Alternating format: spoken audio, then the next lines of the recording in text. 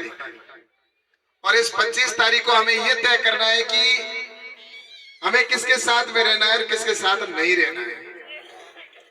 और आप और हम सब जानते हैं कि यहाँ पर ये जो नींबल की धरती है, इस नींबल धरती के ऊपर जो निर्णय हुए, वो निर्णय जनता ने जो लिए, यहाँ के लोगों ने, उसकी सरकार निश्चित रूप से बनी है। ये आगे पीछे का इतिहास रहा।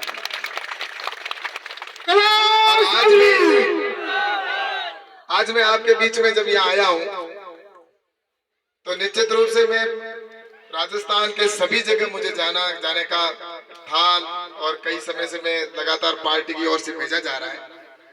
लेकिन जब सुबह मैं के भाई से बात कर रहा था, मैंने कहा आज मीटिंग कहाँ है, नींबल में है कि नहीं? तो नींबल में आज ही है।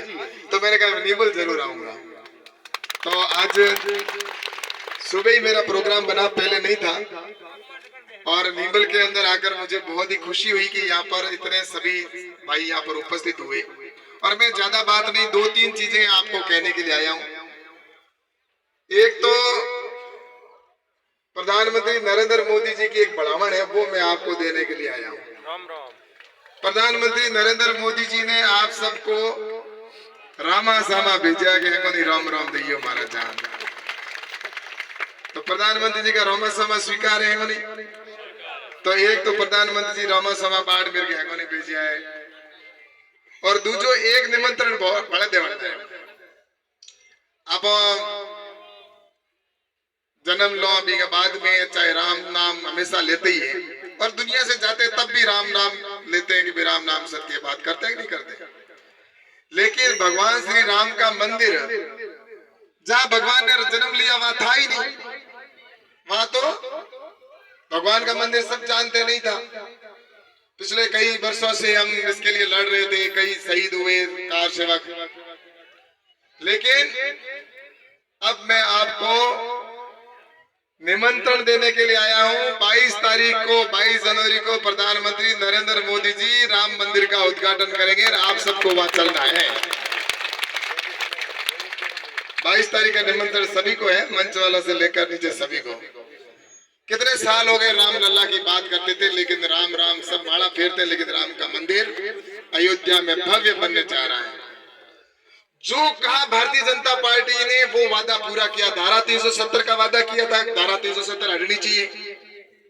लेकिन धारा 370 के लिए कितने शहीद हुए? 44,000 से अधिक हमारे देश के जवान और युवा शहीद हो गए जम्मू कश्मीर में।